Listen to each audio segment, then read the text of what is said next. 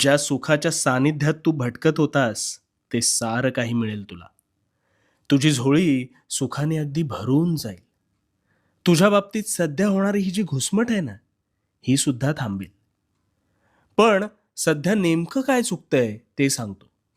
त्यासाठी काय करायचं तेही सांगतो. आता शांतपणे ऐक. सगळ्यात आधी तू स्वतःला एक गोष्ट विचार. तू माणूस म्हणून खरंच माणसासारखा वागतोयस का रे? नाही.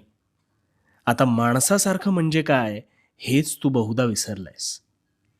माणूस हा सगळ्यात बुद्धिमान प्राणी आहे, पण तू तुझी बुद्धिमत्ता नको त्या ठिकाणी वाया घालवतोस.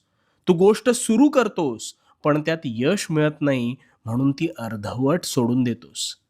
याचं कारण तू नकारात्मक विचारांना प्राधान्य अधिक देतोस.